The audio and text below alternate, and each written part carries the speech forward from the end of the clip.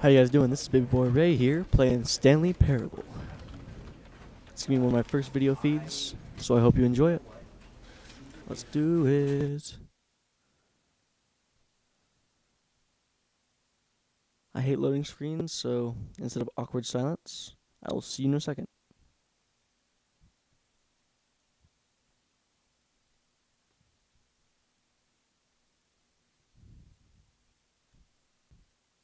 This is the story And of we're a back. man named Stanley.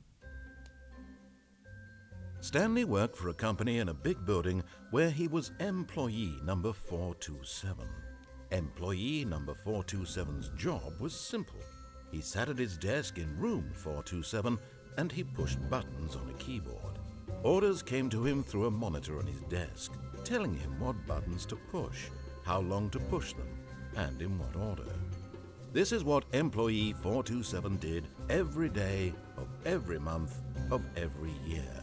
And although others might have considered it soul-rending, Stanley relished every moment that the orders came in, as though he had been made exactly for this job. His own little world, huh? Was happy. Own little world. And then one day, something very peculiar happened. Something that would forever change Stanley. Something he would never quite forget. Poor Stanley. He had been at his desk for nearly an hour when he realized that not one single order had arrived on the monitor for him to follow. No one had showed up to give him instructions, call a meeting, or even say hi. Never in all his years at the company had this happened. This complete isolation.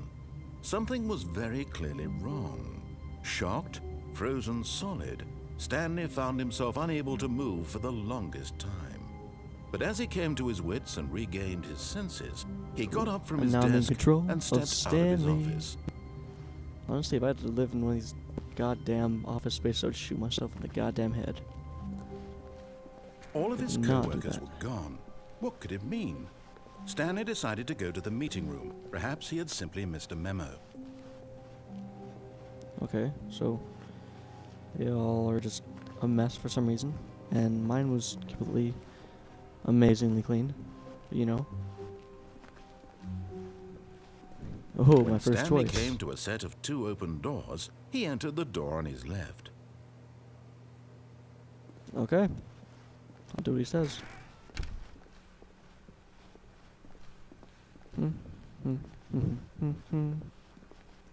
Yet there was not a single person here either. Feeling a wave of disbelief, Tips for Stanley getting fired. decided to go up Talk to his less. boss's office, hoping he might find an Oh, answer yeah, sure. there. I wasn't. Yeah, I'm not sure. I'm not saying I wasn't done reading that, but whatever. You can do whatever you want.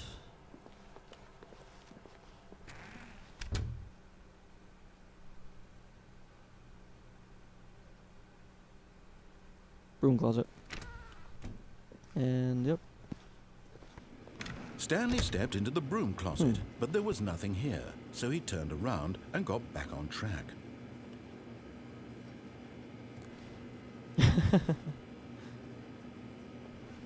There was nothing here. No choice to it make, keeps going. no path to Okay. follow, just an empty broom closet. No reason to still be here. Okay. Well, I'm gonna stay in here. It was baffling that Stanley was still just sitting in the broom closet. He wasn't even doing anything. At least if there was something to interact with, he'd be justified in some way. As it is, he's literally just standing there doing sweet FA. Anything else? Are you really still in the broom closet? Standing around doing nothing? Why? Please offer me some explanation here. I'm genuinely confused. Well, fuck you. That's my excuse. Fuck you. End your story.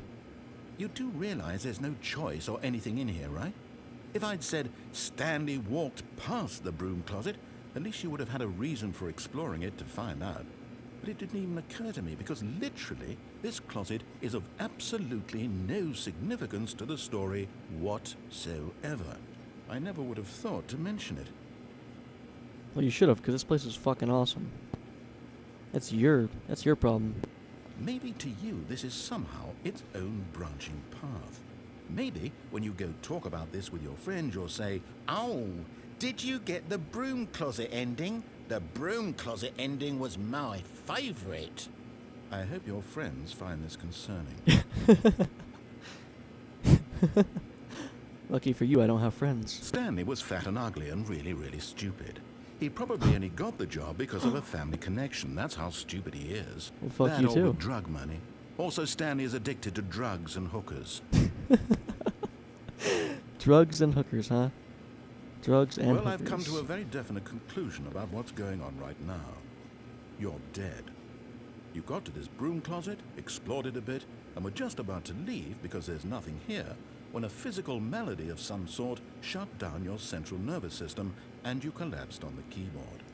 Well, in a situation like this, the responsible thing is to alert someone nearby so as to ensure that your body is taken care of before it begins to decompose. Hello? Anyone who happens to be nearby? The person at this computer is dead. He or she has fallen prey to any number of your countless human physiological vulnerabilities. It's indicative of the long-term sustainability of your species. Please remove their corpse from the area and instruct another human to take their place at the computer, making sure they understand basic first-person video game mechanics and filling them in on the history of narrative tropes in video gaming, so that the irony and insightful commentary of this game is not lost on them. All right, when you've done that, just step out into the hallway. What if I stay in here? What if I want to stay in here more? Huh? Ever think about that? No? Well, that's too bad. I'm gonna sit here with my broom, my mop bucket, two best friends in the world, right here.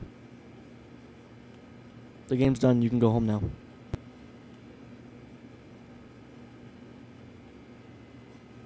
How you doing, Broom? How's the kids? No kids? Oh, well, thought you had kids.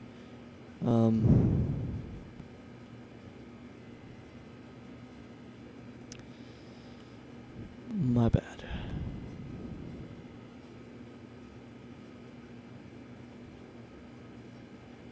Does Mop Bucket have friends or family or anything really to talk about?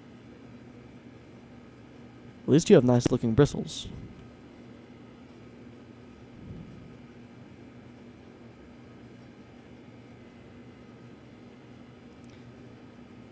I think we're done here.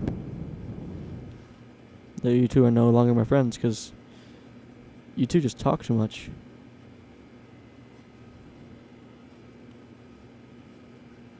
See? Do you see what I'm talking about? Do you see what I am talking about? Well, that was the broom closet ending, so, yeah. Subscribe, hit the like button, do whatever. See you next time. This is Rayboy, signing out.